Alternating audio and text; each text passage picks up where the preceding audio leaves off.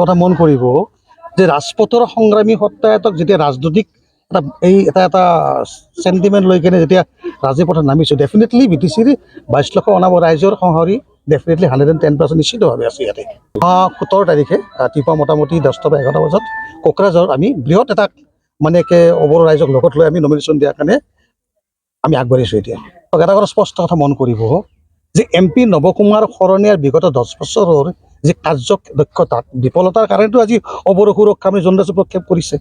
কালি MP Nabakumar শৰণীয়াৰ caste চাৰ্টিফিকেটখন valid হওক বা নহওক, ইয়াত আমাৰ কোনো আহিবা নাই। কাৰণ এটা কথা স্পষ্ট যে MP নৱকুমাৰ শৰণীয়াক আজিও আহ্বান কৰিছোঁ যে যদিহে তেখেতৰ যি চাৰ্টিফিকেট যদি ইনভেলিড হৈ যায়, তেওঁ এটা কথা মন কৰোঁ, যদিহে BTCৰ 22 লক্ষ অনাব ৰাইজৰ স্বাৰ্থ যদি ৰাখিয়ে তেওঁ যে 10টা বছৰ MP হৈছিলে, 100% তেওঁ চিন্তা কৰিব লাগিব যে তেওঁৰ চাৰ্টিফিকেটখন ইনভেলিড হোৱাৰ পিছতো যদি কোনোবা পাৰ্টি যদি প্ৰক্ষেপ কৰে, এটা স্পষ্ট হ'ব যে কোনোবা পক্ষৰ পৰা তেওঁ এই চিটটো বিক্ৰী কৰাৰ কাৰণে কেন্দ্ৰীয় প্ৰক্ষেপ কৰিছে। আৰু মই স্পষ্ট কৰিব খোজোঁ, BTCত বসবাস কৰা এই অনাবৰৰ মানুহখিনিয়ে যি মাটিৰ সমস্যাত ভুগি আছে, যি ভাষাৰ সমস্যাত ভুগি আছে, যি ল'ৰা ছোৱালীৰ ভৱিষ্যত চাকৰিৰ সমস্যাত ভুগি আছে, মই নাভাবোঁ যে অনাগত দিনত MP নৱকুমাৰ শৰণীয়ে হওক বা BPFে হওক বা APPLে হওক যে কোনোবা প্ৰতিৰোধ ব্যৱস্থা কৰি তেওঁ আমাক পৰাজিত কৰি আমাৰ অধিকাৰখিনি সুৰক্ষিত ৰখাৰ স্বাৰ্থত জনদাসে ভোট দিব বিৰোধ থাকিব পাৰোঁ বুলি।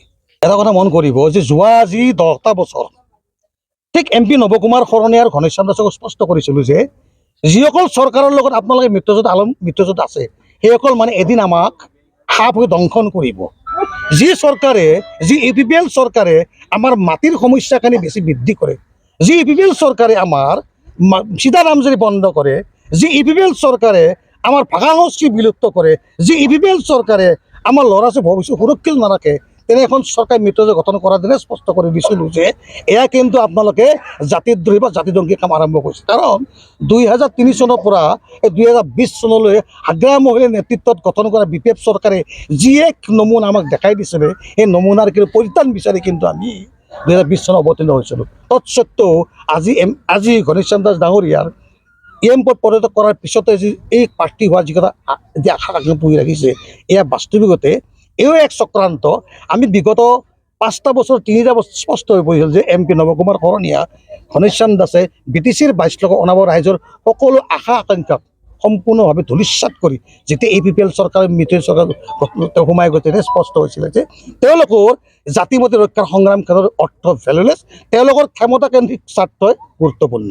এটা কথা স্পষ্ট, যেতিয়ালৈকে 17 বছৰীয়া BPF চৰকাৰৰ কুৱাখনৰ পৰিত্ৰাণ এই BTCত নহ'ব, যেতিয়ালৈকে APPLৰ নামত, ট্ৰেক্টৰৰ নামত, নাঙলৰ নামত BTCত বসবাস কৰা 22 লক্ষ অনাব ৰাইজৰ মাটিৰ সমস্যা সমাধান নহ'ব, আমাৰ ভাষাৰ সমস্যা সমাধান নহ'ব, আমাৰ ল'ৰা ছোৱালীৰ ভৱিষ্যত সুৰক্ষিত হ'ব, তেতিয়ালৈকে অন্ততঃ মই জনদাসে কেৱল মাত্ৰ ৰাজপথৰ সংগ্ৰামী নহয়, কিন্তু ৰাজনৈতিক পথাৰখনত কিন্তু কোনো ধৰণৰ চেক্ৰিফাইচ নোহোৱাকৈ কিন্তু এই নিৰ্বাচন অৱতীৰ্ণ হৈছোঁ। আৰু মই স্পষ্ট ৰাইজক ক'ব খোজোঁ যে যদি আপোনালোকৰ মাটিখিনি সুৰক্ষিত ৰাখিব খোজে, যদি আপোনালোকৰ আই মাতৃ হিচাপে আমাৰ যিটো অসমীয়া ভাষাটো সুৰক্ষিত ৰাখিব খোজে, যদি আপোনালোকৰ ল'ৰা ছোৱালী সুৰক্ষিত ৰাখিব, অন্ততঃ আপোনালোকে নাঙলে হওক, ট্ৰেক্টৰে আৰু কংগ্ৰেছে হওক, এইসকলক ভোট দিয়া মন কৰিব।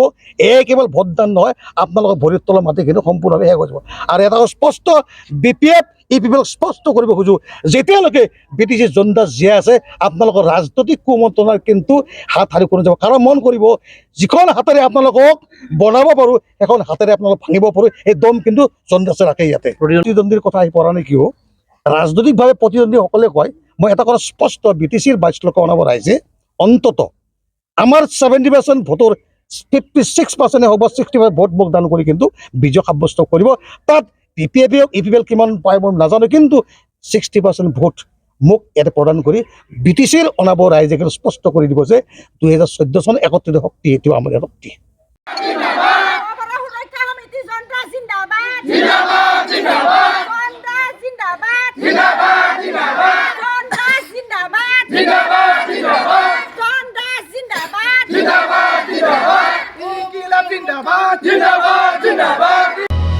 অসমবাসী তথা ডিমৰীয়াবাসীৰ বাবে সুখবৰ।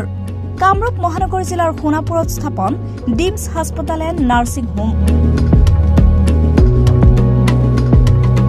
উপলব্ধ বিভাগসমূহ: general medicine, gynaecology, general and laparoscopic surgery, orthopaedic surgery, paediatrics and neonatology, palliative medicine, pain clinic, dermatology, ENT, urology, দুৰ্ঘটনা আৰু জৰুৰীকালীন সেৱাৰ বাবে 24 ঘণ্টাই উপলব্ধ ডিমছ হাস্পতাল এণ্ড নাৰ্ছিং হোম। অত্যাধুনিক সা সুবিধাৰে পৰিপূৰ্ণ ডিমছ হাস্পতাল এণ্ড নাৰ্ছিং হোমত উপলব্ধ digital x ray, 24 hours pathology, ECG, PAC clinic, 24 hours RMO doctors. ঠিকনা বৰঘাট, সোণাপুৰ, কামৰূপ মহানগৰ জিলা। যোগাযোগৰ নম্বৰ 8009040080।